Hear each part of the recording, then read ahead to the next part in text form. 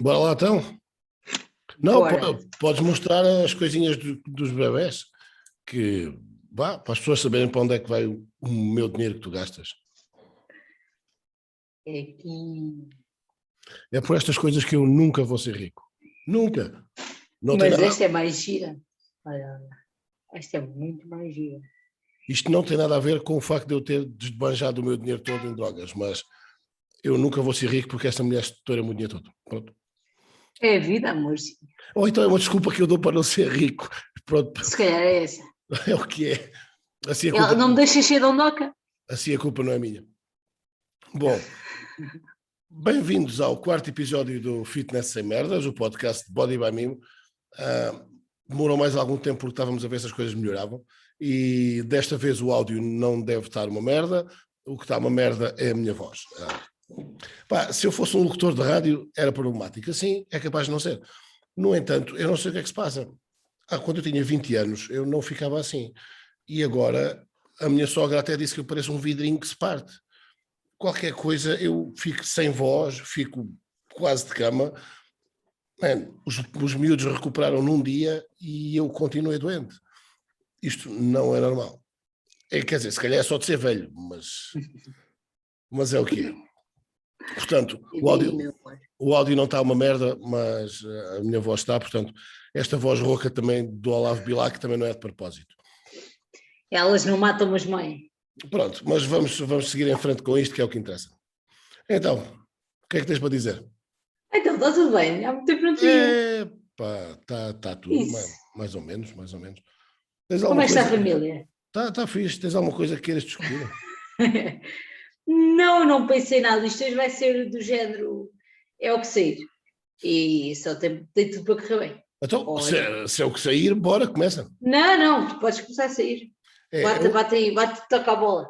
é o que sair, mas pendurado no do costume. Exato. É isso. Então, Tu és grande para o pessoal se pendurar. é isso, é isso. Olha, eu preparei esta coisa. Primeiro queria dizer uma coisa sobre um post que eu fiz e que teve muito feedback acerca da morte do DMX, que acompanhou a minha juventude, que tendo em conta que agora estou sempre doente, já foi há bastante tempo. Foi algo que me tocou bastante. E estas coisas das adições têm mais a ver ou têm mais parecenças com as pessoas que iniciam o seu trabalho connosco do que aquilo que se possa parecer à primeira vista. Apesar de não estarmos a falar da mesma coisa, de não ser tão destrutivo, apesar das consequências não serem as mesmas, os processos que estão por detrás disto são muito parecidos. E eu falei nisto na conversa que tive com a Sónia Ribeiro, no podcast que ela me convidou para fazer, e a verdade é que não há outra forma de nós pararmos com os nossos maus hábitos, ou seja, se as pessoas estão habituadas a entrar em episódios de compulsão com determinado tipo de alimentos, não há outra forma de fazer do que parar de os consumir durante um tempo. E é isso que nós fazemos com o Ignite, e acho que essa é a abordagem mais correta, e se nós transpusermos isto para o exemplo do alcoólico, o alcoólico não vai andar à procura de qual é que é a maneira que ele consegue inserir um copinho ou dois sem ter consequências, depois de já ter visto vezes sem conta que tem consequências consumir esses suplementos. Não quer dizer que mais tarde não possam vir a consumi-los, a ideia é que sim, mas numa fase inicial eu acho que o fundamental disto tudo é quebrar ciclos. Claramente o DMX não foi capaz de quebrar o ciclo, é uma realidade completamente diferente, com muito dinheiro, muito poder, muita gente à volta, é uma coisa do arco da velha, mas Estudou-te a dispor. o fundamental é isto, é quebrar ciclos.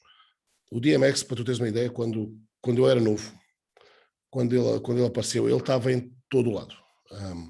Ele fazia filmes, ele tinha sucessos atrás de sucessos na música, ele estava em todo lado. E como tinha uma voz muito característica, era brutal e as pessoas identificavam-se muito com ele. E as músicas são muito contestatárias, têm uma letra que faz sentido. Mas aquilo que eu estava a dizer, acerca do processo de quebrar os ciclos, é a parte mais importante e a parte mais difícil de fazer, porque quando nós queremos quebrar um ciclo, o nosso corpo e o nosso cérebro quer sempre levar-nos para o caminho mais confortável, e o caminho mais confortável é aquele que nós temos vindo a trilhar até então. mas se queremos resultados diferentes, se queremos fazer diferente, temos mesmo que quebrar um ciclo. Ele não foi capaz, as consequências estão aí. Tocou-me muito, porque se eu não tivesse sido capaz e se não tivesse tido ajuda, o resultado ia ser aquele também. E se calhar não aos 50 e tal, como eu, tinha sido bastante mais cedo. Mas pronto, queria só dizer isto, porque aquele post teve imensos comentários. Aquilo não se trata de vangloriar ou de encher chouriços, por acaso é algo que me toca bastante. E principalmente quando estamos a falar de pessoas que fizeram parte do nosso processo de crescimento, que era o mesmo que acontecia alguma coisa ao Eddie Vedder, quer dizer, tocava, não é? Se eu parecia um menino a chorar quando ele estava a cantar o Better Man ali a 2 metros de mim, se lhe acontecesse alguma coisa, claro que era uma facada na minha infância, salvo seja, já adolescência, e muitas memórias que iam com o galheiro. Pronto, não interessa. O que é que tens a dizer sobre isto? Bem, neste tipo de situações, quando há tal fama, tal dinheiro, há sempre tudo com muito mais facilidade à disposição, há sempre as pessoas à volta, e nós falámos várias vezes sobre isso ao longo do teu processo, e tem tudo para correr mal quando o sucesso não é a razão principal disto acontecer, não é? Mas é uma coisa que ajuda bastante quando tu não tens a capacidade ou a vontade total de fazer diferente. E tudo o que seja uma pequena ajuda para que a coisa continue a correr no mesmo sentido, acaba por dificultar e por ser muito mais difícil a mudança. E quando se trata de vícios, pior um pouco. E ele tinha tudo à disposição dele, o dinheiro não lhe faltava, os fornecedores provavelmente também não, tinha tudo para continuar na situação. E a única coisa que poderia fazer era fazer o tal diferente e ter real vontade de sair dali. E isso passa-se também quando transpões isso para a perda de peso, que é, tu tens tudo à tua disposição, constantemente, tens todos os estímulos e tudo e mais alguma coisa, e ou tu queres fazer diferente, e ou tu queres melhorar em alguns sentidos que tu te propões e queres isso realmente, ou então tudo se torna mais difícil, porque hoje em dia não há a cena do paleolítico que tu ias caçar a carne para comer, independentemente de haver pessoas que gostam de fazer paleo, mas não vão caçá-las na mesma. Está tudo ali ao pé, tudo disponível, tu normalmente tens algum dinheiro para comprar o que está disponível, e facilmente tu continuas no teu processo e na tua viagem constante sobre a mesma situação. Isto quer dizer que, no fim, resume-se tudo a escolhas e a ter um pouco não é de coragem, é de atitude para, mais uma vez, agarrar nos tomatinhos e fazer diferente. Sabes, também é preciso alguma coragem, quer seja falando na parte do vício, que é uma coisa com muito mais coragem, muito mais vontade que é necessária, quer dizer, dentro de tudo é necessário. Quando vais falar em termos da perda de peso, ou quando vais falar em termos da tua mudança, seja perda de peso ou seja ganho de peso, seja por onde for fazer diferente daquilo que fazes, tens de ter alguma coragem, para tu sair da tua zona de conforto, e depois tens de ter também coragem para uma coisa que tu publicaste há pouco tempo, que é o que as pessoas à tua volta te moem e gostam de fazer com que tu dês passos atrás.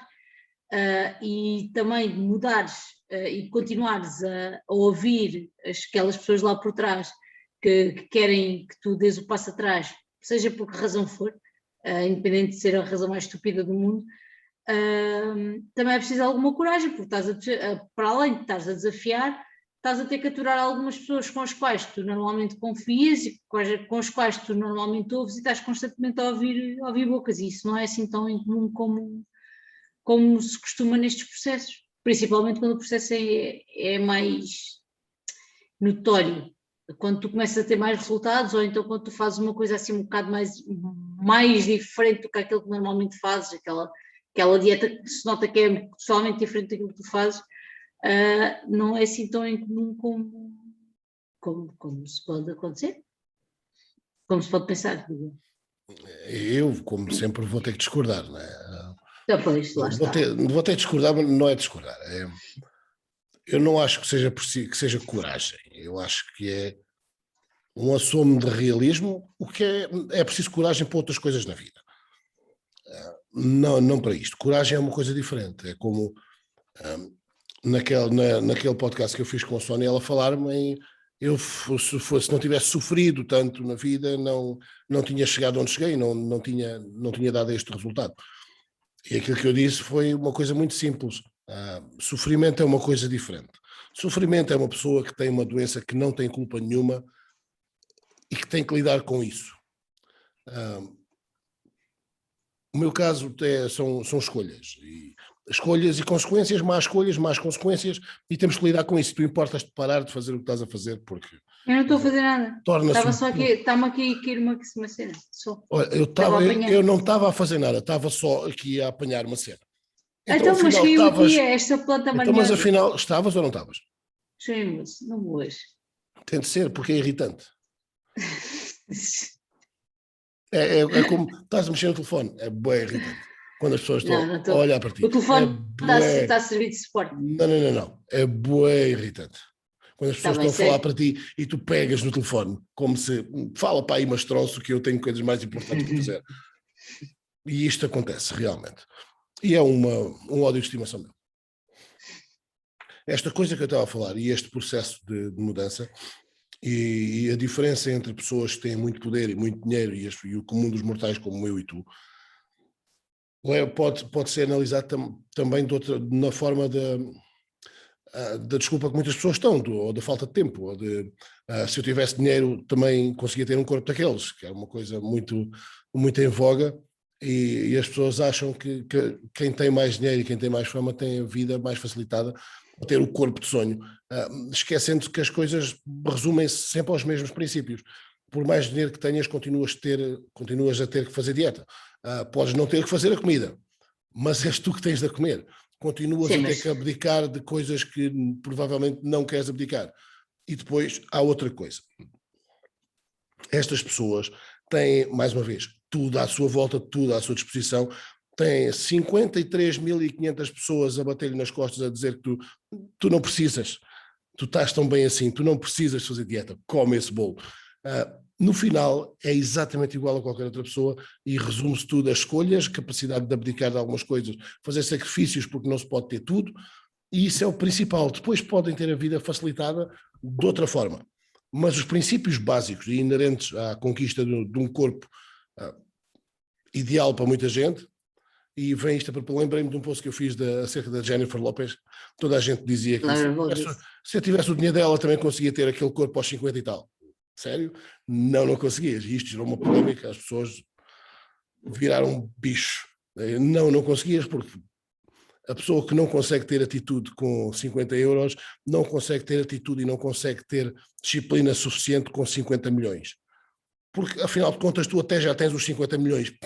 Sério, qual é a cena? Para que é que tu vais ter que fazer isto? Há 1001 razões para estas pessoas não terem a atitude necessária, e elas têm, não só porque o seu trabalho depende disso, mas no íntimo vai dar-te sempre ao mesmo sítio, vai dar sempre a capacidade de fazer escolhas diferentes. E é isso que movimenta sempre, e é isso que dá o resultado sempre. Não é tu teres um chefe particular ou não é teres um personal trainer ou não, tudo isso ajuda, mas continuas a ser tu que tens que treinar, continuas a ser tu que tens de estar num déficit calórico constante e consistente ao longo do tempo. E se eu tenho um convite por semana para um evento, estas pessoas têm 1000. E em todas vai haver bebidas, em todas vai haver bolos, em todas vão haver comidas. E elas vão ter que dizer não, como toda a gente. Aliás, assim, nesse tipo de situações, essas pessoas têm todas as ajudas possíveis e imaginárias. Mas, na verdade, não são essas que fazem a diferença. A diferença, lá está, faz quando elas têm que dizer que não na comida, têm que têm 50 milhões na conta, mas não podem ir comer aos melhores restaurantes do mundo e comer a melhor comida do mundo. Têm que dizer que não. E têm que comer alfacinha com 50 milhões na conta. Não faz ideia. O que é que seja. Tu fazes ideia da agenda de uma pessoa deste tipo? Da quantidade de solicitações que têm, da quantidade de eventos sociais que têm. E quantas pessoas já trabalharam contigo, em particular, quantas delas te justificaram as saídas da dieta e o não cumprimento do plano alimentar com tive um evento, ou tive 2 eventos. Imagina se tivesse eventos 5 vezes por dia. Ou trabalho, ou pessoas que constantemente que estão a viajar e que andam bastante de avião e estão quase todas as semanas estão num país diferente, tipo, de um lado para o outro, porque têm reuniões em Londres ou whatever. E essas pessoas, uma das razões que nos dão constantemente para a saída do plano é essa. Agora, imagina essas pessoas que estamos a falar, que andam constantemente no seu jet privado, de um lado para o outro, a fazer sessões e tudo o resto, constantemente sem parar.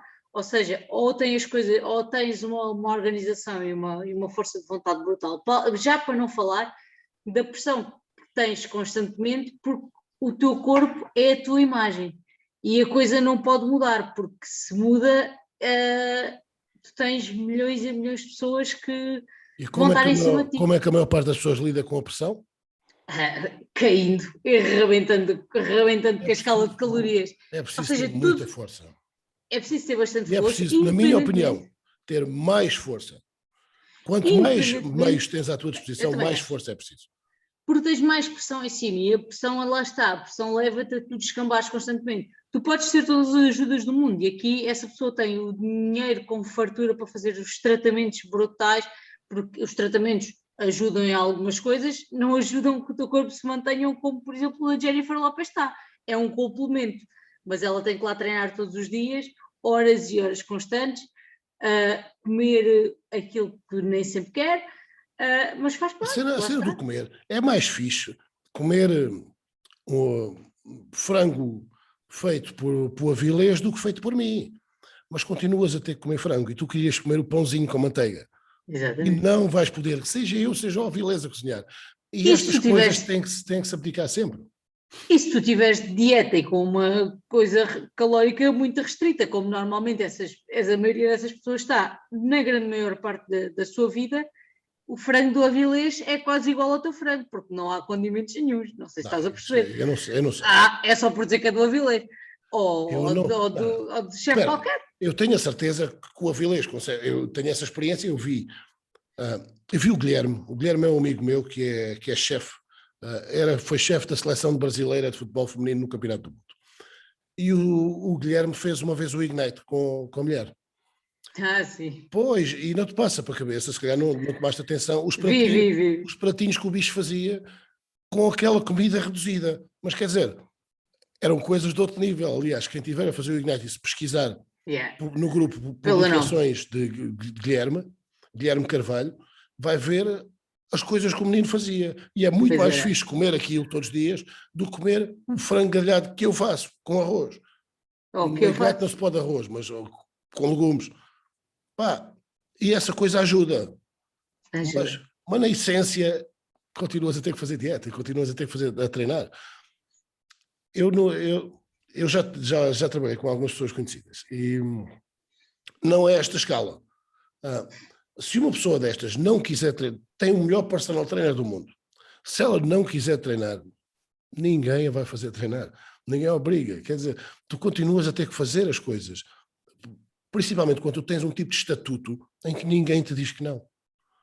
Ninguém te diz que não. Tu se quiseres alguma coisa ou se não quiseres fazer alguma coisa, tu estás entregue a ti próprio, porque o resto das pessoas, a maioria, vão-te dar palmadinhas nas costas, seja lá o que for que tu decides. Isto é horrível. Eu acho, vou voltar ao mesmo, eu acho que é preciso ter mais força de vontade nestas situações do que para a pessoa comum. Não tem dinheiro, não, mas também não tem este tipo de solicitações, não tem este tipo de yes man à volta. No íntimo, quando vamos à essência da coisa, continuam a ser escolhas e continua a ser a capacidade de cada um de se manter consistente num plano. E vamos ser honestos, a esmagadora maioria das pessoas falha. Não haveria tantas dietas, não haveria tantos medicamentos para perder peso, medicamentos, salvo seja, a indústria da perda de peso são bilhões por ano. E estes bilhões por ano só são justificáveis porque a maioria das dietas falha e as pessoas estão constantemente a fazer uma dieta nova e à procura da coisa nova para agora é que vai ser. Sim. Essas pessoas não têm o IS, não só sabem o que é IS mesmo porque nunca te contrataram para PT. Não havia IS mesmo. Eu não sei. Quer dizer, para mim, não havia palmadinhas nas costas. Toda a gente já trabalhou comigo, sabe que para mim é tudo a mesma coisa. Não há palmadinhas nas costas. Eu estou absolutamente lixado para isso. É para fazer, sejas conhecido, não sejas conhecido, tenhas dinheiro, não tenhas dinheiro, para mim, dá-me igual. Eu disse isto tantas vezes às pessoas. Daquela porta para fora, podes fazer o que tu quiseres. A vida é tua, tu dizes o que tu quiseres, mandas tu, fazes o que queres. Daquela porta, cá para dentro, acabou. Quem manda sou eu. Epá, depois tu queres fazer ou não queres, mas regra geral, as pessoas respeitam. Porque na verdade, se tu estás a recorrer a alguém para trabalhar contigo, não vais contra ele, caraças. Não vais, não é? Tu estás a confiar numa pessoa, se essa pessoa te diz para fazer alguma coisa, pode ser difícil. Mas tu confias que seja o melhor para ela. Eu nunca tive qualquer tipo de problema. A única coisa. Eu tive uma vez uma cliente minha que era manequim. E ela era brasileira, tinha 13 anos, 14 anos, qualquer coisa do género, já não me lembro bem, mas ela era muito fixe com pessoa, e ia ao ginásio com a mãe, e ela treinava comigo e a mãe também, não ao mesmo tempo. Mas a miúda ia maquilhada para o treino e passava mais períodos do treino a olhar para o espelho e a ver a maquilhagem, se as sobrancelhas estavam fixas e graças do que a fazer os exercícios. Eu disse-lhe, tu não voltas cheguei a um ponto e disse, tu não voltas a fazer isto enquanto eu estiver aqui, porque eu não consigo. Epá, eu prefiro que vais trabalhar com outra pessoa, porque eu não consigo estar aqui assim. É encher chouriço, é horrível para mim esta hora que eu estou a dar treino. E era a única pessoa que eu dizia, foge-se, lá tenho eu aqui. Pá, normalmente as pessoas não fazem isto, pá, por experiência própria não fazem. Mas estamos a falar de pessoas de outra galáxia, quer dizer, não estamos a falar da pessoa que é conhecida aqui no nosso pátio. Estamos a falar de... Era uma manequim de 13 anos que parecia que tinha 20 e tal. Não, parecia que era mais velha do que era na realidade. Yeah. Na realidade ela já ia para o Lux, portanto, e deixavam-lhe entrar sem problemas. Sem pedir o I? Não, pediam cá o I. Mas pronto, adiante. Esta introdução já foi boa, mas por acaso é um tema que eu gosto muito, e as pessoas acham que é só para contrariar que eu digo estas coisas, mas não, eu gosto de pensar sobre isto, eu gosto de pensar quais é que são as reais dificuldades das pessoas, o que é preciso realmente fazer para mudar. E eu vou ter sempre ao mesmo sítio. Vou ter sempre a capacidade que tu tens para escolher e a capacidade que tu tens para escolher bem consistentemente. E é tudo. Aquilo que eu mais gosto de dizer às pessoas é que tu, para mudar, tens de tomar as rédeas da tua vida. E tomar as rédeas da tua vida implica seres responsável por tudo o que tu decides. Porque, em última análise, todas as decisões são tuas. Tu estás constantemente durante o dia, durante a noite, à partida estás a dormir, portanto não decides grande coisa, mas durante o dia tu estás constantemente a tomar decisões. E todas essas decisões potencialmente vão afetar o teu resultado final, seja em que área for da tua vida. Se queres ter um resultado, se tens um objetivo a cumprir, seja lá onde for, então as tuas escolhas têm que ir nesse determinado sentido. E tudo se vai resumir a isto. Pode ser mais fácil, mais difícil, demorar mais tempo, demorar menos tempo, mas a única coisa que tu podes controlar são as tuas decisões. E a minha ideia, pelo menos, é dizer às pessoas como é que se escolhe bem, mas que são elas a escolher. Epá, eu não sou polícia. Quando foi a cena do... E já me estou a alongar. Quando foi a cena lá na entrevista, quando fui lá ao Jorge Gabriel, ele disse, ele fez-me uma pergunta, como é que tu garantes que as pessoas fazem o que tu dizes? E eu disse, eu não garanto, eu não sou polícia, eu digo-lhes o que é onde fazer, se fazem ou não, eu não posso controlar. Eu não posso controlar nem pessoalmente, nem quero controlar pessoalmente, muito menos posso controlar online. Cada pessoa tem que escolher, já escolheu vir ter comigo, já é um princípio. Agora tem que escolher todos os dias se faz aquilo que eu digo para fazer ou não. E viver com tem que ser responsabilizada. E viver com o resultado disso. Pá, eu precisava de motivação, queria que tu me motivasses. Não. Eu vou-te ajudar. Mas se tu não gostas de treinar, não queres ir treinar, eu não tenho maneira de pegar em ti e levar-te. Vais ter que ser tu a dar o passo. E eu não sou mágico, e não há nada que eu diga, não há nada que eu faça que te faça mudar esse chip. Esse chip tens de ser tu a mudar. Dia após dia, após dia, após dia, e com o passar do tempo vai se tornar mais fácil. Porque entra na tua rotina. É um hábito que se constrói. Não há a varinha mágica do diz lá aí 3 ou 4 frases e eu fico aqui todo em pulgas e vou treinar já. Não, isso não vai acontecer. Porque quando tu tiveres o bolo de chocolate à tua frente, vais ter que ser tu a decidir se o queres comer ou não. Porque o gajo que trabalha contigo no escritório trouxe-te um bolo de chocolate maravilhoso. E tu tens duas escolhas. Ou não comes o bolo, ou comes o bolo e dizes que a culpa foi do gajo que o trouxe, ou comes o bolo e assumes que foi uma escolha tua, porque o bolo tinha bom aspecto e tu não querias passar sem o provar. Esta é a única que dá resultado. Porque com esta tu aprendes, com as outras. Quer dizer, não comendo o bolo, ficas sem saber se é bom ou se não. Mas escolhendo, assumindo a responsabilidade pela escolha e lidando com isso, é a única maneira de aprender. E aprendes mais sobre ti, aprendes mais sobre o processo e dá resultados. Yes. Sim.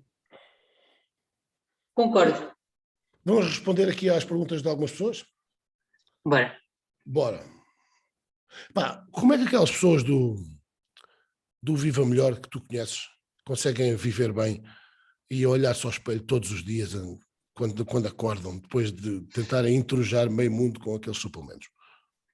Não faço a mínima ideia, mas sabes, tu vives melhor dentro de um Jaguar ou de um Porsche do que a tua consciência. Tu podes ter a consciência pesada, mas dentro de um Jaguar ela é pesada na mesma, mas ficas lá melhor do que dentro de um Renault Clio. Mas eu prefiro ter o Renault Clio. Eu não tenho um Renault Clio já agora. Não é melhor que isso, mas não tenho um Renault Clio. Mas eu prefiro. Mas não sei, sinceramente, não sei. O Renault Clio. Mas sei, o que eu sei é que o calcitri é muito bom e tudo o resto, mas depois quando as coisas acontecem vão ter comigo à farmácia, essas mesmas pessoas. Por isso é tudo muito bom. Eu não sei, mas acho que é esquisito. Para mim é meio esquisito. E ainda é mais esquisito que ninguém faça nada em relação à publicidade daquilo. Quer dizer. Porque na verdade não é o não fazeres nada. Legalmente aquilo está legal. E eles podem dizer o que eles quiserem sobre aquela situação. Aquilo é um suplemento alimentar. Eles fazem o marketing como qualquer empresa de televendas e tudo o resto faz. Tu tomares um suplemento de cálcio não te tira as dores articulares, ponto final. Previne, mas eles não tiram. Ele diz que o calcitri ajuda nas dores articulares, ele não diz que tira, diz que ajuda. É que merda. Mas tomar cálcio alguma vez previne as dores articulares? Não, previne a degradação da massa óssea, que são coisas completamente diferentes e dificilmente. Em termos as técnicos, dores, dificilmente. Em termos para quem ouve, não é. Mas não estamos a falar de quem ouve, estamos a falar de quem analisa, que é quem tem poder de acabar com aquilo. Não estamos a falar Mas aquilo não está mal. Não estamos a falar da senhora que está em casa a ver e que vai encomendar. Não. Estamos a falar da pessoa que analisa a publicidade e que pode perfeitamente achar que aquilo é um exagero e que aquilo não faz sentido nenhum e que a publicidade é enganosa. Porque o facto de tu tomares um suplemento com cálcio que previne a degradação da massa óssea e é duvidoso se a partir Estamos a falar que não tem vitamina D. Se a partir de determinada idade isso faz alguma diferença ou não, que não por acaso é o público-alvo, mas uma coisa que garanto que não faz. Tomar suplemento de cálcio não vai inibir dores articulares rigorosamente nenhuma. Mas pronto, ou então a cena do ômega, realmente os ômegas são fixes e têm muito bons efeitos, principalmente na saúde. O único problema é que é preciso uma dose monstruosa.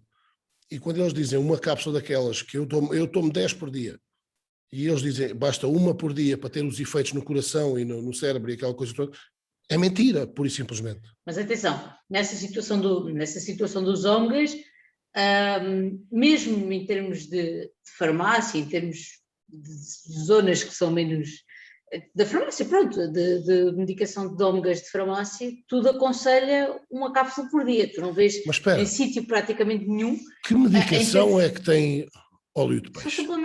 Não estou a falar de medicação, estou a falar de suplementos alimentares. Mas são coisas diferentes. Que não sejam... Não. São coisas totalmente diferentes, porque a regulação não é a mesma. Aliás, a regulação em relação aos suplementos alimentares... Exatamente, por isso é que são suplementos alimentares.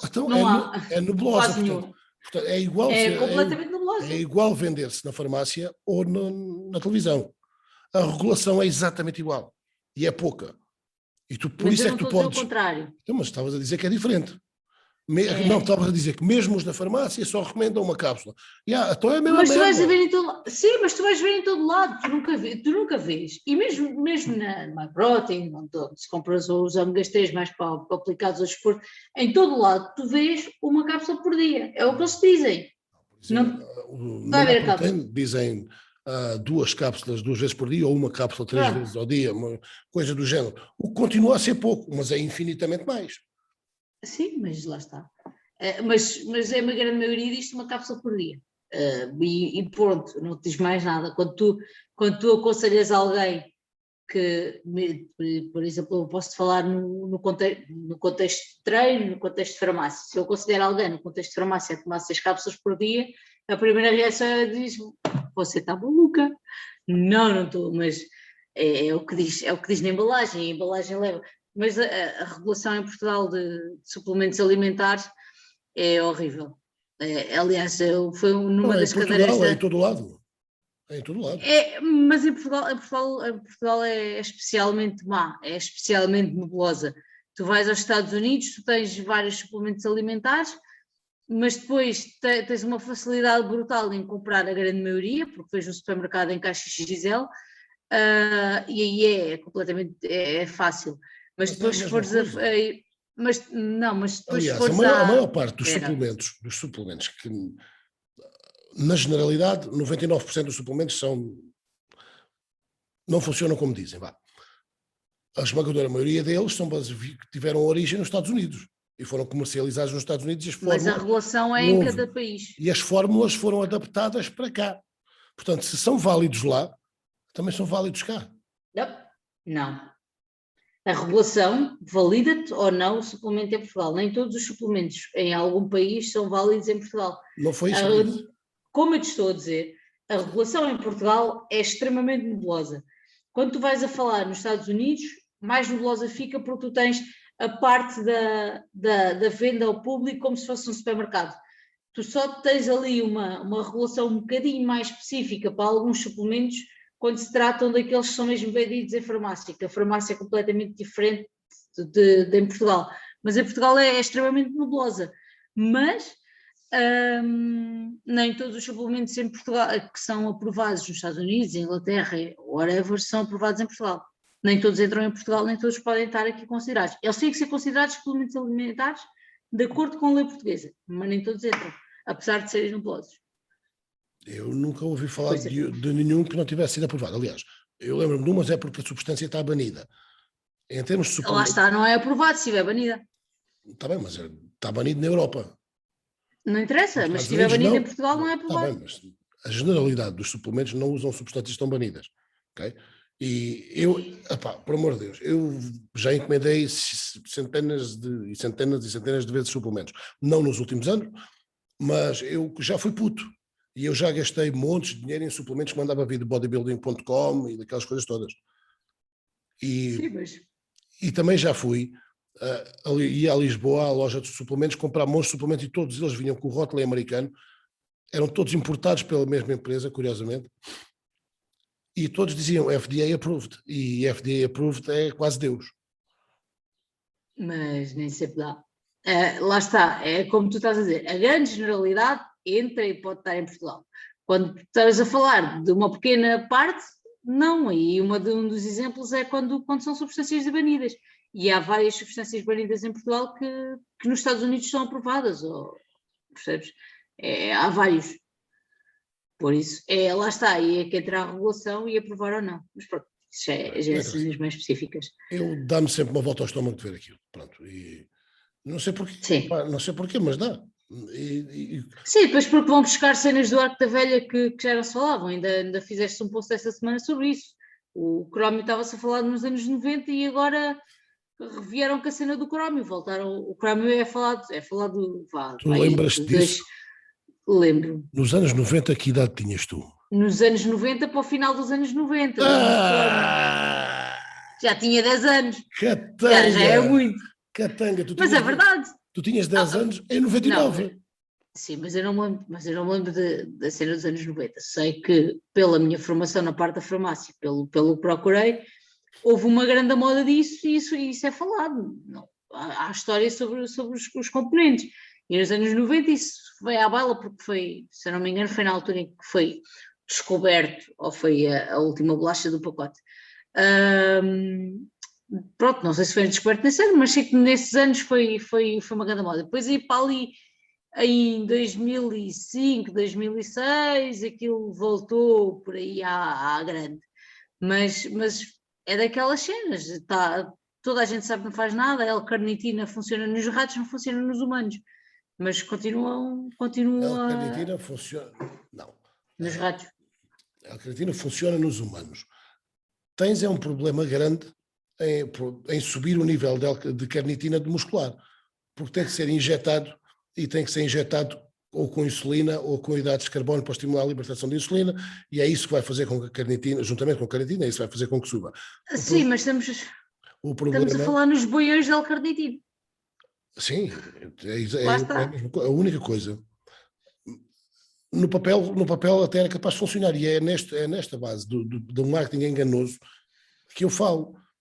É tu dizeres, a L-carnitina é responsável pelo transporte de gordura às mitocôndrias, portanto, queres perder gordura? Toma L-carnitina.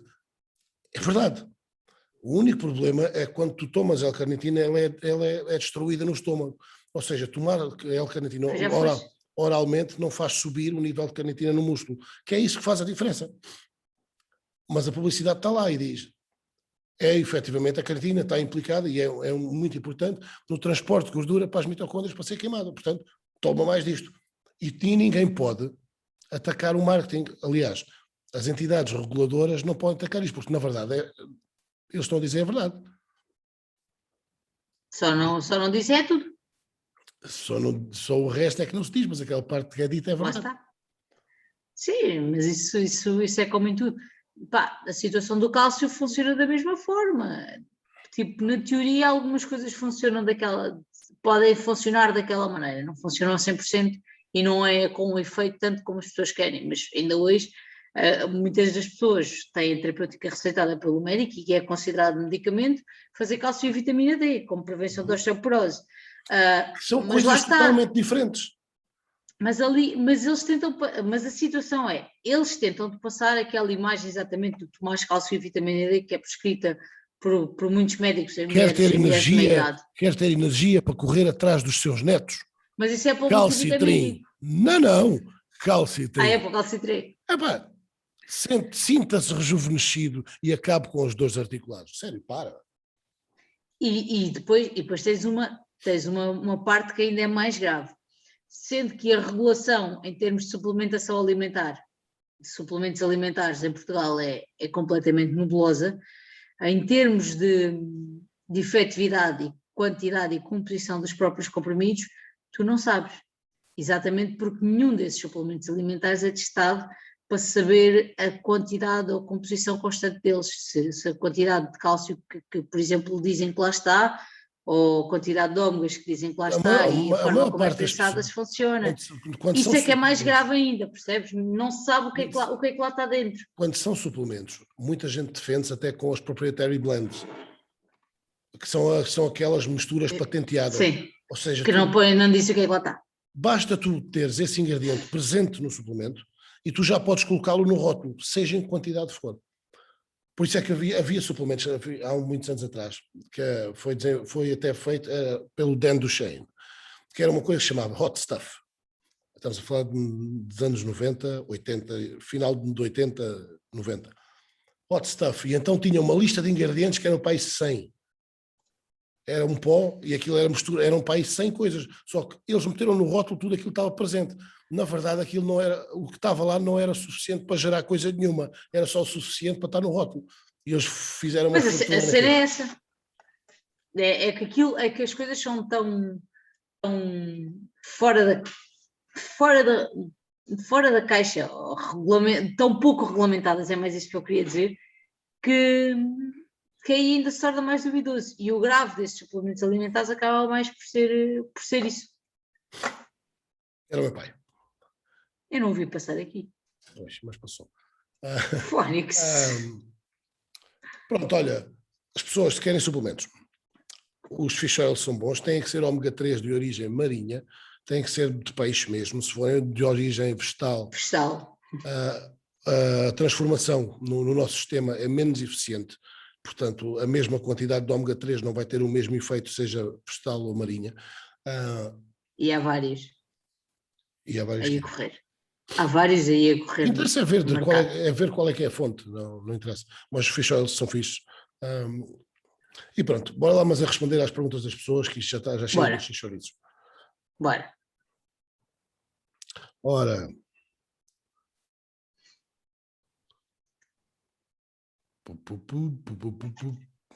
Sim, eu estou a cantar. Mais ou menos estou a tentar. Tu? Tenho voz para isso. Tá, fui. Da Olávio Bilac. Olávio? Quem é o Olávio? É, Olávio Bilac, whatever. É um gajo lá do teu tempo. O Olávio Bilac, com quem eu estive, já não me lembro se foi no Kremlin, se foi no After Hours, no Europa. Não te vou perguntar porque é que tu tens amnésia sobre isso. Não estou a perguntar porque é que tu tens amnésia sobre isso. Eu não tenho amnésia, eu lembro-me dele. Não te lembras ao certo que sítio foi? Mas isso já é uma coisa diferente. Não me lembro se foi antes, se foi depois. Eu ia para o Kremlin e depois ia para o After Hours. Pronto. Bom, a Paula Leitão fala em exercícios hipopressivos. Quais são os benefícios? E eu vou ter que me retirar durante 30 segundos. Portanto, podes... sério? Dos hipopressivos falas tu? Não. Tu sabes o que é? Não, fala... pronto. Os hipopressivos... Canta uma música, faz o que quiseres para entreter as pessoas. A sério, já vi música. Isto é bexiga de quem já tem alguma idade. Os hipopressivos funcionam como qualquer outra coisa funciona. Dentro de uma quantidade, não é uma quantidade, dentro da parte alimentar de estar controlada, se tu tiveres uma consistência no teu plano de treino, são tão milagrosos como qualquer outro exercício. Tens é que fazer as coisas consistentemente, hipopressivos ou não, ou hipopressivos, abdominais. Tens é que conseguir conjugar a parte alimentar, estares consistente nessa parte e depois, em termos de treino, também estar. E os resultados vão aparecer nesse sentido. Não é nada milagroso, como se diz. Há pessoas que, quando começam a fazer, gostam de os fazer e gostam de sentem resultados, mas não é tanto por serem os hipopressivos, é porque com o facto de gostarem dos resultados e com o facto de serem consistentes constantemente, isto foi bom, serem consistentes no plano, ele estava com saudades minhas, só pode. Então, continua, estou gostando de ouvir. Não, então vai lá para o teu lado. Sério. E o facto de seres consistente faz com que a coisa funcione. Mas lá está, e quando estilo de me interromper, não é por fazeres hipopressivos, é porque tu começas a ser consistente com o teu plano de treino e com o teu plano alimentar. E aí tudo funciona. Basicamente é isso. Podes passar à frente. Ele agora não ouviu, podes passar à frente. Já fui expulso pela minha própria mulher. Enfim, é o que é. Quando é o podcast é que é para verem com o que é que eu sofro. Agora imaginem todo o santo dia. Bom, exercícios hipopressivos, benefícios. Agora vais discordar do que eu disse. Eu não ouvi o que tu disseste. Não, eu disse que nem si não há benefício em relação a tudo o resto. Esta é a confiança que eu tenho em ti. Eu deixei-te elaborar sobre um tema, fui-me embora. Dizia assim, fui-me embora, que era para ver se te enterravas, e depois eu dizia assim, eu discordo. E depois vou pôr o meu nome nisto. Para todos os efeitos, é o meu nome que está em jogo. O gajo disse no podcast que os hipopressivos não tinham benefícios. Eram milagrosos. Não são milagrosos. Mas... Não, eu disse que, basicamente, não ouviste, eu disse que os hipopressivos não funcionam milagrosamente, nem são mais importantes que outras coisas. Basta que as coisas funcionam pela consistência no plano de treino, no plano alimentar, mas não é. Temos de contextualizar a coisa. Se vais perder peso ou se vais perder barriga, realmente, através dos hipopressivos, não. Mas tem os seus benefícios, tem os benefícios em termos posturais. Na verdade, os hipopressivos limitam-se a ativar o transverso do abdômen, que é um músculo que está muito envolvido no nosso trabalho postural e na estabilidade da coluna lombar. e que a maior parte das pessoas tem muito pouco trabalho com ele e tem muito pouca sensibilidade para isto, e ele tem que ser ativado. E chegou-se, de há uns anos para cá, já não foi há tão pouco tempo como isso, de há uns anos para cá, começou a ser a ativação do TVA, passou a ser assim um tema do Arco da Velha, e toda a gente tinha que fazer a ativação do transverso do abdômen. Isto não é verdade. Se ajuda em termos posturais, ajuda. Se deves fazer um plano de exercício toda à volta dos hipopressivos, duvido. Para não dizer outra coisa diferente. Se podes incluí-los na tua rotina, podes. Se vais ficar com a cintura mais pequena, não. A não ser que consigas encurtar a distância entre uma anca e a outra, coisa que não dá, não vais diminuir a cintura. O que pode, a cintura quer dizer, na parte da óssea, não consegues mexer, e é isso que determina muito o diâmetro da cintura. Mas se o transverso do abdômen estiver ativado, e quando tu contrais, ele funciona quando tu encolhes a barriga. E fortalecendo nessa posição vai fazer com que a tua barriga não tenha tanta tendência a sair. Porquê? Porque o abdômen, porque o TVA está sempre ativado, portanto estão sempre aquela coisa de levemente contraído. Em termos posturais faz sentido, em termos de estabilidade da coluna lombar pode fazer sentido se houver algum problema. Fazer disto uma coisa mais importante que outra coisa qualquer, ou a salvação dos teus abdominais, porque os hipopressivos agora são a melhor coisa do mundo, não.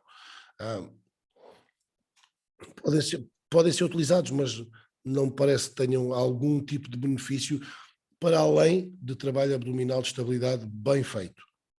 Consegues fazer com outros tipos de exercícios também.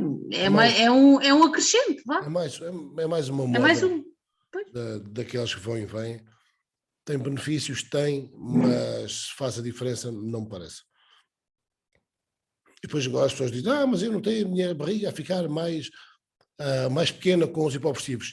Porque tudo o resto está a funcionar. Porque ela deslocou-se para dentro pela ativação muscular. Não aconteceu exatamente mais nada, continuas a ter exatamente a mesma gordura que se tiveres de perder, vais ter que ser consistente com o teu plano e com alimentar e com o teu treino.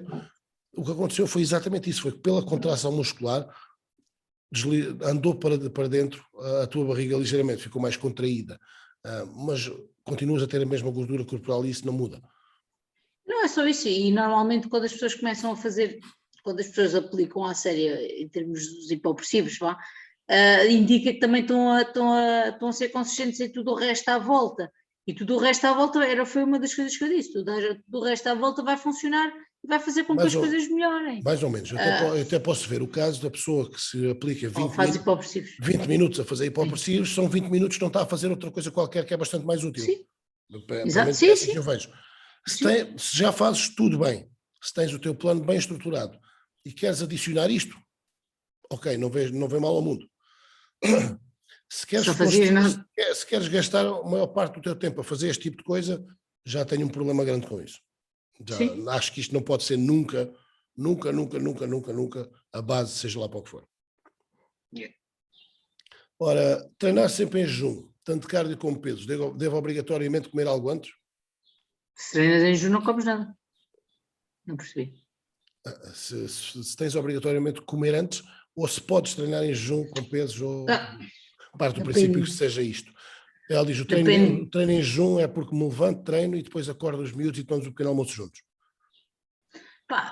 Sentes bem, exato, se sentes bem a treinar em jejum, não há tonturas, não há nada e a coisa funciona bem, podes continuar. Agora, depois depende dos objetivos. Se o teu objetivo daqui a uns tempos fosse ganhar massa muscular, se calhar não era a ideia mais fantástica do mundo. Mas quando é uma coisa de ires mantendo e teres a parte, quando não é aquela construção muscular enorme, não vejo porque seja uma desvantagem, se é de uma forma como te sentes bem. Há muita gente que só se sente bem a treinar em jejum e se comer qualquer coisa vai ao vómito. Ou tem de comer com um espaço gigante de tempo para que a coisa não corra mal. Mas é uma questão de gosto neste sentido, e quando o objetivo não é um ganho muscular constante, aí já quase muda de figura. Contexto. Para os homens a querer ganhar músculo não é boa ideia. Contexto. O cardio, whatever. faz quando quiseres. Os pesos, se o objetivo for otimizar o ganho de massa muscular, não me parece a melhor ideia. Por uma razão muito simples, porque quando estás a treinar, tu vais mobilizar, tens de ter aminoácidos para serem utilizados. E quando tu estás a treinar, tu vais mobilizar aminoácidos de onde? Se eles não estão na circulação, vais mobilizá-los da massa muscular. Se o teu objetivo depende da refeição que fez, depende da refeição que fez na noite anterior, se fez uma refeição rica em proteína. Pronto. Ok, chefe. Vais mobilizá-los, isto não tem discussão, tu vais mobilizá-los da massa muscular para serem utilizados para serem oxidados como energia. Isto não é o que tu queres fazer quando estás a tentar ganhar massa muscular, ponto final. Uma maneira de mitigar isto, e não quer dizer que não aconteça até certo ponto, acontece na mesma. Vamos a minimizar o estrago, comendo uma refeição mais alta em proteína e hidratos de carbono, uma refeição maior, com algumas gorduras também que atrasa a digestão na refeição anterior, ou seja, antes de ir para a cama. Não quer dizer que anule completamente estes efeitos, portanto, continua a não ser a melhor opção para quem quer ganhar massa muscular. Isto não tem discussão nenhuma. Para perder peso, tu só queres manter a massa muscular que tens, em princípio. Portanto, tu não estás a tentar construir. E tomando uma refeição antes de deitares, que seja maior, que tenha mais gorduras, proteínas, então tu provavelmente vais conseguir eliminar, uma vez que eliminas até certo ponto esta mobilização de aminoácidos, esse até certo ponto pode ser o suficiente para tu manteres a massa muscular. Aliás, da minha experiência, eu não vejo perda de massa muscular significativa em ninguém treinando em jejum desde coma na noite anterior. Se isto é a melhor coisa do mundo e se é um bom hábito para ter, não me parece. Para quem quer ganhar massa muscular. O resto, o que interessa acima de tudo é como é que está a performance no treino. E se tu não vais ter aminoácidos na circulação, se tu não consegues, porque não estás a otimizar a recuperação também, tu provavelmente não vais ter a mesma performance no treino. E se não tiveres a mesma performance no treino, e se ela cair, se começares a sentir-te mais cansado e levantas menos peso, fazes menos repetições, isso significa que a tua massa muscular provavelmente também está a ir com o galheiro. Isto não é bom para quem quer ganhar massa muscular. É como eu digo, tem a ver com o objetivo de cada um, tem a ver com o contexto de cada um. Mas se aqui ser, mais uma vez, entre a realidade e o ideal, se a opção é entre fazer quando acordas ou não fazer, parece uma solução simples e o melhor é fazer. Para tornar isto mais eficiente, comes uma refeição maior no dia anterior, mas sabe que não é a situação ideal fazer treino com pesos em jejum.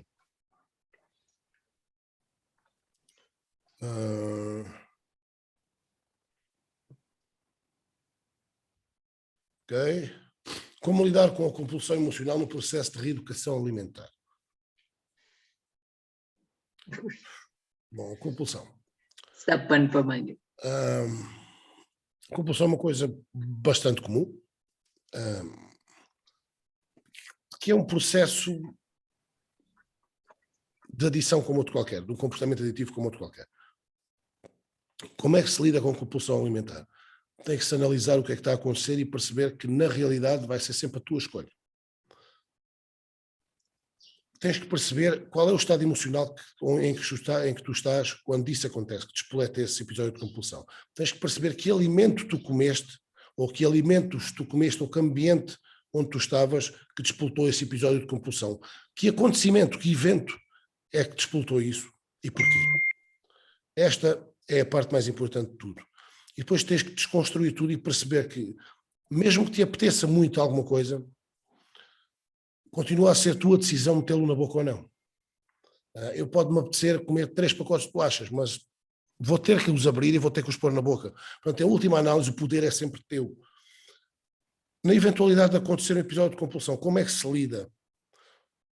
Não se lida, segues a vida como se nada tivesse acontecido. Percebe é que cada vez que tu cederes aos teus impulsos, tu estás a fortalecer este padrão de comportamento. Ou seja, cada vez que tu repetires isto, vai ser mais difícil resistir no futuro. E cada vez que tu tiveres uma apetência destas e resistires e não agires sobre o teu desejo, tu vais reforçar este padrão de comportamento. Portanto, ao longo do tempo, cada vez vais ter menos episódios destes e cada vez vai ser mais fácil resistir. Agora, não vais resistir sempre, isto não funciona assim. mas sabe que quanto mais vezes resistires, melhor para ti a longo prazo, mais reforças este padrão de movimento, de comportamento, e mais fácil se vai tornando resistir ao longo do tempo. O nosso cérebro funciona com a tendência para o hábito. Ou seja, o nosso cérebro funciona transformando as nossas ações cotidianas no mais habituais possível, o mais automáticas possível. Portanto, se tu cederes sempre ao teu desejo, por qualquer evento, tu cedes ao desejo e vais comer até cair de cu, o teu cérebro percebe que esse é o teu hábito. Portanto, vamos tornar este hábito um automatismo. E então, cada vez que esse evento aparecer, é mais fácil que tu vais lá bater com a cabeça. Através de ligações sinápticas, estas ligações são fortalecidas e torna-se automático. Cada vez que este evento surgir, pau, lá vais tu a tafolhar. Cada vez que tu resistires e não fores a tafolhar neste evento, depois de perceberes que é este evento que causa, mais fácil vai ser para ti resistir. Porquê? Porque esta ligação sináptica do ceder aos impulsos vai ficar enfraquecida e, por contrário, vais fortalecer a resistência. Portanto, os nossos comportamentos são sempre fortalecidos à medida que nós os vamos fazendo. Quanto mais vezes nós repetirmos determinado padrão de movimento, determinado comportamento, mais automático ele fica, mais habitual vai ser, mais fácil vai ser de o replicar. Quanto mais nós, isto para o bom e para o mau, mas em última análise é sempre uma decisão pessoal.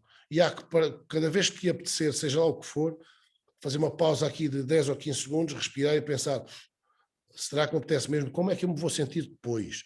Será que compensa? Pelo menos é assim que eu digo às pessoas. E é assim que funciona comigo. Eu costumo quando tenho algumas pessoas que têm, quer dizer, grande parte, 90% da população pai deve ter problemas de compulsão em momentos mais críticos. E uma das coisas, quando os problemas são mais graves, uma das coisas que eu costumo dizer às pessoas é o tal racionalizar a situação. E tentar parar um bocado e pensar no que é que está a acontecer. Isto parece uma solução simples, mas é das coisas mais difíceis que tu possas fazer quando estás num processo em que estás prestes a chegar à tua compulsão alimentar. Mas o racionalizar é capaz de ser a melhor opção que eu costumo dar às pessoas, e como é que podem de fazer e pensar no que é que vai acontecer, como é que se vai sentir a seguir. Mas tudo isso faz parte de um processo e tudo isso vai ser uma aprendizagem. E em casos de compulsão, quando tu começas a racionalizar a situação ou conseguir fazê-lo, isto vai por muita tentativa e erro, e vai depois de muitas quedas em que tu tens períodos de compulsão, tentas racionalizar, a coisa mesmo assim vai funcionar um bocadinho menos mal, mas vais continuar na compulsão, vais aprender, vais voltar a cair, vais aprender, Isto é um processo, lá está, o adquirir hábitos, é o fazer diferente constantemente e ao longo do tempo e vai fazer com que a coisa melhore. É sempre, isto parece tudo muito simples, mas o racionalizar é a coisa mais difícil que tu podes dizer a uma pessoa que tem uma compulsão, seja alimentar, seja aquela que for, porque no momento da compulsão tu consegues praticamente tudo menos racionalizar as coisas, vai ser por aprendizagem. Eu tenho no canal do YouTube 2 vídeos sobre compulsão alimentar. Um deles tem para aí meia hora e outro para aí 20 minutos, a falar sobre isto, sobre o que é e como lidar e que estratégias podemos ter para parar. Eu falei aqui de uma maneira muito simplificada, muito simplista até, mas se vis esses vídeos vais ficar com uma ideia diferente. Mas em última análise é mesmo isto, é pensar que nós temos impulsos, mas só agimos sobre esses impulsos se nós quisermos e é uma decisão nossa. Ora, a tua, Joana Sobral. Ui. A importância das macros para a perda de peso e construção muscular. Eu não sei o que é que isto quer dizer, honestamente. Ora, a importância das macros. Se é importante... As macros, o somatório das macros, de macronutrientes, proteína, hidratos de carbono e gordura, é o que vai dar as calorias. Sendo que as calorias são aquilo que determina se perdes, se mantens, se ganhas, é importante respeitar as macros. Principalmente quando estamos a proteína e uma quantidade mínima de gordura essencial. Mas claro que é importante, porra. Por alguma razão elas aparecem lá. Se não fossem importantes nós não punhamos. abordar o engano que podem ser os alimentos tipo light, menos 50% de gordura, sem açúcar, adicionados, mais proteína, conjugando com a importância de aprender a ler rótulos. Há pessoas que acham que por ser light podemos comer à vontade. E foi assim que surgiu. O grande mal é esse. O grande mal do leite é esse mesmo. E lá está não só o leite, leite. É o integral. O leite, sim, o leite, o integral, o que dito que é mais saudável. E que acho que uma das razões das marcas terem feito os leite não foi só para pensarem no bem-estar e nas dietas do pessoal, foi do género, o pessoal tende a comer mais quando se diz que é leite. Se tu puseres que o queijo é leite, tu já podes comer esse queijo e não comes um, comes dois. E pronto, acaba por ser. Esse é o maior engano de todos. As pessoas, em relação aos rótulos, funcionam da mesma maneira, que seja para o leite, seja para o outro. O problema é a quantidade e o que essas pessoas, o comportamento face aos light, face aos integrais, face os zeros, já não tenho, mas tudo isso, aos magros, a toda essa cozinha saudável, aos bio, aquelas sementes todas que agora são todas bem saudáveis, tudo isso as pessoas tendem a abusar porque tem o rótulo de saudável, mas depois leva a que... Quem é que nunca comeu manteiga de amendoim à colherada porque é saudável? Não, com a manteiga de amendoim à colherada não é porque é saudável, é que é como caraças. Não é porque é saudável. Também é saudável, mas não é bem naquelas quantidades. É saudável. Eu só não posso pôr uma colher de sopa dentro da manteiga de amendoim, senão nunca fica só uma. Tem que ser uma colherzinha de café. Mas tu pões uma colherzinha de café várias vezes. Várias. Dá uma colher de sopa. A Yolanda faz uma cena que as sobremesas. Eu como com uma colher de sobremesa. A Yolanda come com uma colher de café. Eu porque saborei mais devagarinho. E posso ir lá buscar mais vezes. Sério. Não, é como aquela pessoa que vai, e a Yolanda é assim, que vai a uma festa de aniversário, mas está a fazer dieta. E então, quando é para partir o bolo, eu quero uma fatia muito fininha. Mas acaba de comer aquela fatia e obviamente aquela merda não soube nada. Então eu quero mais uma fatia muito fininha. Ainda não dá uma graça. Continua a não saber a merda nenhuma. É que nenhuma delas vai satisfazer. E quando se faz o somatório, e eu já fiz isto com ela, quando se faz o somatório das fatias todas tu comeste mais do que uma fatia grande. E entretanto, mentalmente, nenhuma delas te satisfez. E vais sair de lá como se não tivesses comido merda nenhuma, quando podias ter desfrutado sem culpas de uma fatia normal. Há muitas pessoas que são assim, isto é normalíssimo. Ora, existe alguma estratégia para acelerar o metabolismo? O que caracteriza um metabolismo rápido ou lento?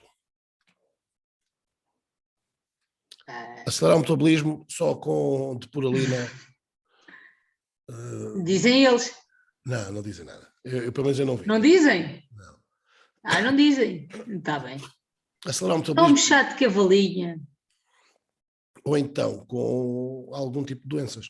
Mas tirando isso, não há maneira de acelerar o metabolismo. O metabolismo é o que é. Essas doenças não interessam muito ter, digo já. E o teu metabolismo é decorrente do teu gasto calórico em repouso. Portanto, aumentando a tua massa corporal, aumentas também o teu metabolismo. Pode ser bom ou pode ser mau, dependendo de onde é que for feito o ganho, mas o metabolismo é o que é. Flutua para cima e para baixo ligeiramente, mas nada significativo. E ficas com mais músculo, só és mais eficiente. Eu acho que ela está a falar qual é a diferença daquelas pessoas que comem muito e não engordam com aquelas que comem pouco e parece que engordam com o ar. E no final...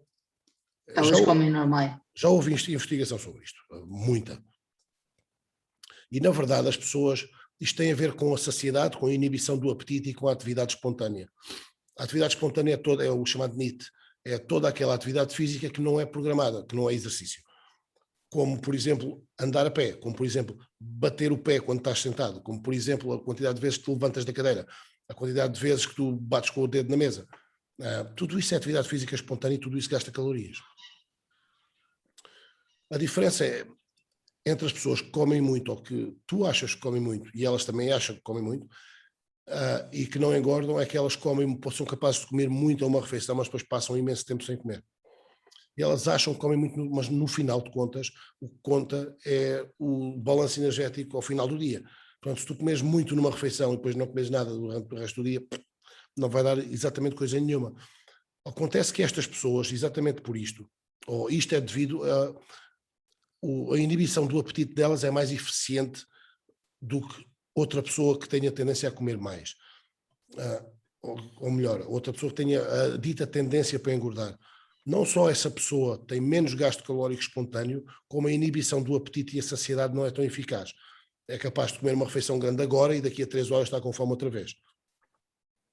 O apetite não desliga. E nessas pessoas que acham que comem muito, ou que tu achas que vê-las comer uma refeição ou 2 por dia e é grande, e achas que todo dia é assim, essas pessoas o apetite desliga completamente durante grandes fases do dia, e entre o deve e o haver, o balanço energético vai dar certo. Ou seja, essas pessoas não comem mais do que a sua manutenção. A investigação diz muito, muito claramente que a diferença de metabolismo de pessoa para pessoa varia 250 calorias por aí. 250 calorias são 2 maçãs. E isto estamos a falar das pessoas que têm um metabolismo mais lento para as pessoas que têm um metabolismo mais rápido. Este intervalo, a diferença de pessoa para pessoa, quando se tem em conta a sua massa corporal, a diferença de pessoa para pessoa do maior para o mais pequeno são 250 calorias por aí.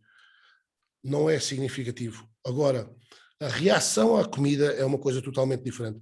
Há pessoas que comem, depois de uma refeição grande, têm tendência à atividade física espontânea, cresce exponencialmente, e há pessoas que quando comem uma refeição maior ficam deitados no sofá horas. Eu sou assim. Lagarto. E esta atividade física espontânea pode significar até 2.000 calorias diárias. Portanto, 2.000 calorias diárias. Duas pessoas comem o mesmo. Uma pessoa tem tendência a movimentar-se mais quando come mais. Vá lá que seja só 1.000. Ao final de uma semana, a pessoa que tem tendência a movimentar-se menos engordou 1 quilo a mais do que a pessoa que tem tendência a movimentar-se mais. E isto faz toda a diferença entre a pessoa que tem tendência para engordar e a pessoa que não tem. Na verdade, é a reação à comida em excesso. Isto varia enormemente de pessoa para pessoa e é isto que faz a diferença, não é o metabolismo. O metabolismo não varia de pessoa para pessoa significativamente. A nossa reação à comida, isso varia brutalmente e é isso que explica a diferença entre as pessoas que têm mais tendência ou menos tendência, entre aspas, para engordar. A Marta diz, qual é a melhor forma de ganho muscular? Treinar com pesos, consumir mais calorias do que aquelas que tu gastas, consumir proteína suficiente e a cada vez que vais treinar tentar fazer um pouco mais do que fizeste no treino anterior. Tem de haver o princípio da sobrecarga. Cada vez que, só quando tu progrides é que dás um estímulo novo ao teu corpo para gerar uma nova massa muscular. Ora, última pergunta. Há alguma maneira de número? Há alguma maneira de número que pouco aumentou na balança ser massa muscular? De saber? Se o número que aumentou. É o peso que aumentou na balança é a massa muscular, talvez? Através da balança? Não. Não acredito na bioimpedância, por favor. É porque as pessoas dizem, estás tão magra e a roupa larga, mas a balança diz que desde o início do ano aumentaste. O peso não significa nada. Ou melhor, o peso, de um modo isolado, não significa nada. Se tu aumentaste o peso, ou não perdeste, mas a tua roupa está mais larga e as pessoas notam diferença em ti e dizem que estás mais magra, então tu perdeste massa gorda e ganhaste massa muscular. E o que é que deves fazer com isto? Agradecer a todos os santinhos, porque isto não acontece muitas vezes. Também quero. Mas é exatamente isto. A balança, não sei, eu tenho um problema grave com as pessoas que se agarram à balança e deixam a sua emoção do dia, o subir para a balança determina se o dia vai correr bem, se vai correr mal. E nós tornamos-nos prisioneiros de um número que não significa nada e que pode flutuar com N coisas. Basta não teres ido à casa de banho antes. Basta teres consumido uma refeição com mais sal no dia anterior. Basta teres consumido mais hidratos de carbono no dia anterior. Qualquer uma destas coisas. Basta teres treinado com intensidade, que isto também faz inflamação e retenção de líquidos. Tudo isto faz com que o peso possa subir. Mas quer dizer que engordaste? Não. Da mesma maneira que se ele descer um dia, não quer dizer que emagreceste. O que conta é a tendência ao longo do tempo. E a balança por si só não significa nada. Tem de ser cruzado com aquilo que nós vemos ao espelho com o que diz as nossas medidas e a nossa roupa, a roupa não mente. Ou está mais larga, ou está mais apertada, ou está na mesma. É o princípio, é o barómetro mais simples que nós podemos ter. Umas calças de ganga são umas calças de ganga. Depois de lavadas, veste. Estão mais largas. Fixe, então estou por ali no caminho certo. Não interessa se o balança desceu ou não. Quando nós andamos na rua, nós não andamos com o nosso número escarrapachado na testa. Portanto, na verdade, ninguém quer saber de quanto é que nós pesamos, ninguém sabe quanto é que nós pesamos, a não ser nós próprios. O que as pessoas veem é as alterações visuais, e esse é que deve ser o objetivo. E esses veem-se pelas fotografias, pelo o que é que a roupa te diz, o que é que as pessoas te dizem quando te vêm passar algum tempo, isso é que realmente conta. E acho que as pessoas devem perseguir um objetivo visual e não um objetivo numérico, porque os números valem o que valem. E são influenciáveis por N coisas. Aliás, as mulheres então ainda o próprio subir do peso. O próprio ciclo menstrual faz com que o peso suba e deixa. Exatamente. Não interessa grande coisa. Aliás, nós publicámos hoje um caso que a pessoa pouco ou nada perdeu em termos de quilos e o resultado a nível corporal está lá. Por isso. Bom, olha, vamos buscar os nossos meninos. Vamos buscar os bebés. Portanto, maltinha, espero que tenham gostado. Sigam-nos no Instagram em @body_by_mimo. Dá-me o teu feedback. Se gostaste, se não gostaste, o que é que podemos fazer melhor? É muito importante. Partilha com os teus amigos. Clica no gosto, deixa o teu feedback, como sempre. Eu adoro ler os comentários e respondo a todos. Se quiserem, estiverem interessados nos nossos serviços, enviem um e-mail para info@bodybymimo.com e nós damos todas as informações. Tudo isto vai estar aqui na descrição do vídeo, portanto, espero que tenham gostado. Este foi o episódio 4 e até à próxima. Tchau.